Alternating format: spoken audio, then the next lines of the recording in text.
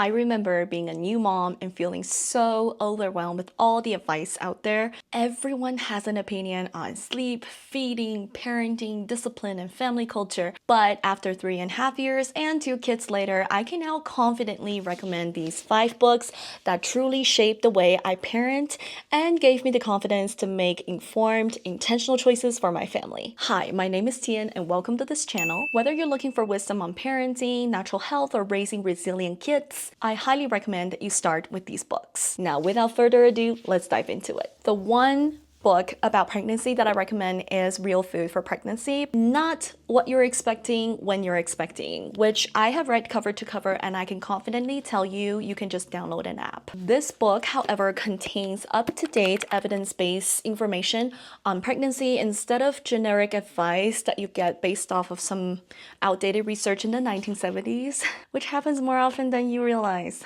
It teaches us how real nutrient-dense food can support a healthier pregnancy, birth, and postpartum recovery. And it's not just wonderful information that leaves you hanging, not knowing what to do next. It actually provides tangible next steps, things like really easy to follow recipes. I love the author. She's not just an amazing healthcare provider, but she also is a really keen intentional researcher. One example of my gain from this book is the importance of blood sugar balance, which throughout all stages of pregnancy, postpartum, has really benefited me. Because when I'm really careful about balancing my blood sugar with healthy fat and healthy proteins, I have less energy crash, I have less anxiety overall, and my body just feels lighter.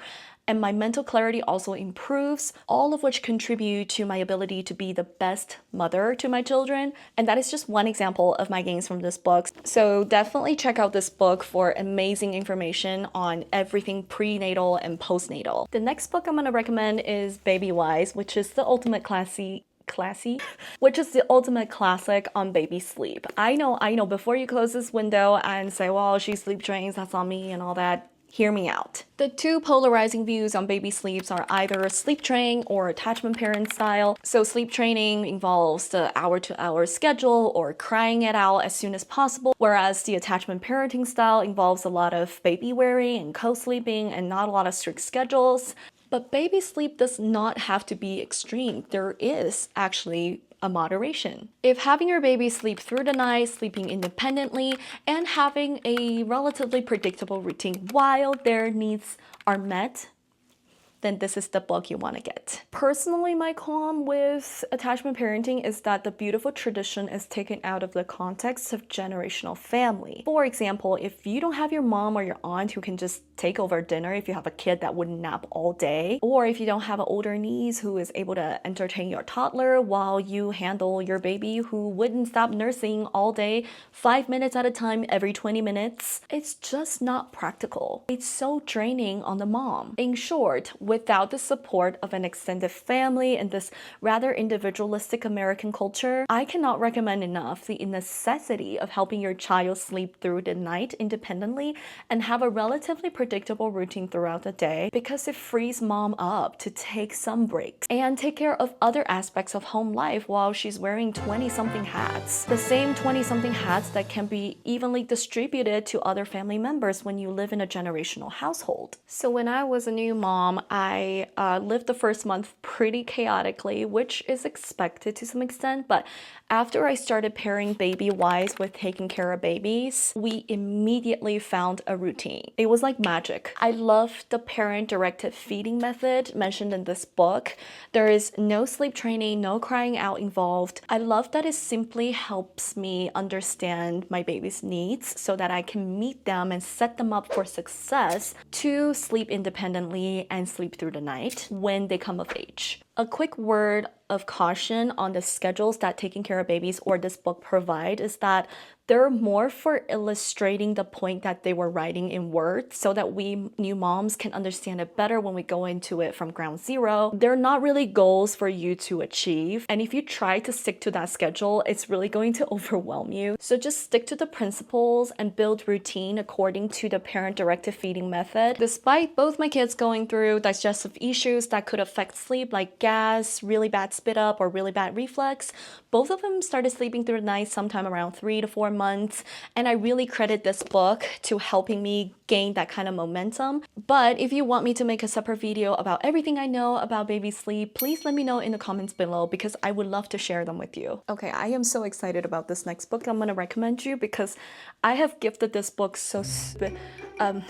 that's how excited I am. I have gifted this book.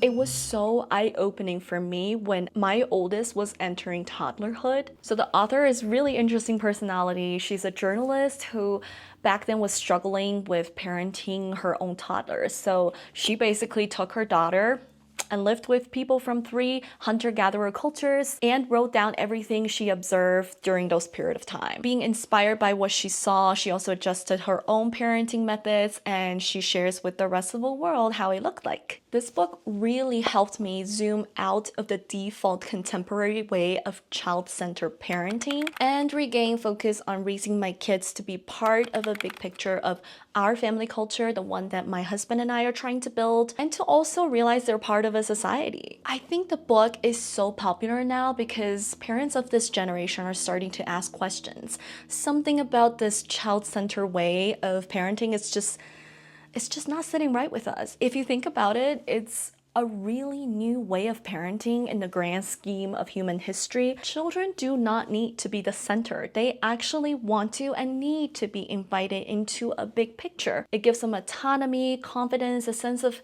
community and purpose. Almost every chapter blew my mind in a different way, so I highly recommend every parent have a read because I believe it's going to do great service to you. Speaking of raising kids to be part of a big picture, I did not have that kind of upbringing. And this is where this book recommendation comes in, Every Home a Foundation by Phylicia Masonheimer. So to give you some background, my single mom was constantly just making ends meet. I wasn't taught through action what it's like to create a home culture or even the basics of running a home. So in my early 20s, my life was redeemed after I found faith in Jesus, and I now have a beautiful family that I dare not even dream of growing up, with a loving and supportive husband and amazing kids. But I don't know how to make or keep a home. So it leaves me in this limbo of chaos and boredom at the same time, and often questioning my identity as a mom. Spiritually, I know it's a privilege and calling to stay home with my kids and be the primary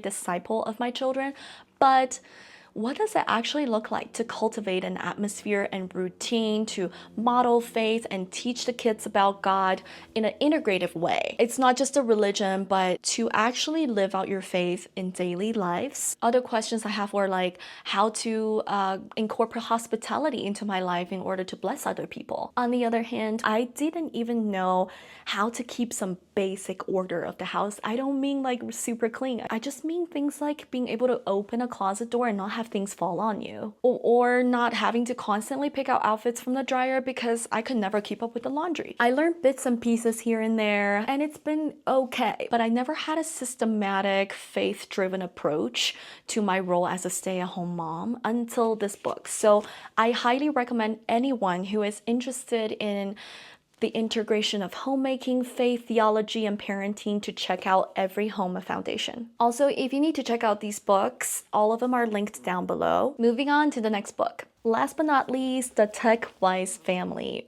I think more than anything, this book has brought a lot of awareness to my own relationship with technology. And to this day, which is 2 years approximately after I first read it, I am still challenged by some of the things I read in this book. It's a short read, and the purpose of the book is to facilitate meaningful connections at home.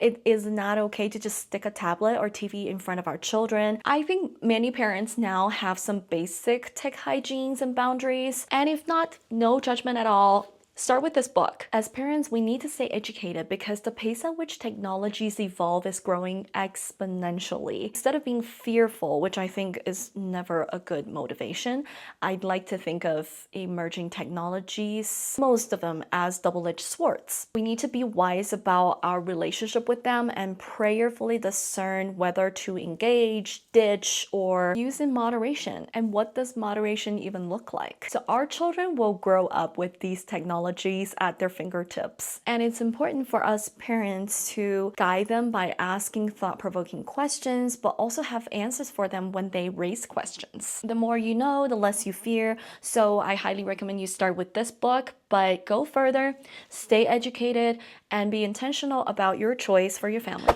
And there you have it. I hope these book recommendations help you feel more equipped in your motherhood journey. If you've read any of these books and you have thoughts, or if you have other books that really benefited you that you want to recommend to other moms, please let us know in the comments below. Before you leave, please be sure to subscribe for more contents like this. Thanks for watching, and I'll see you in the next video. Bye.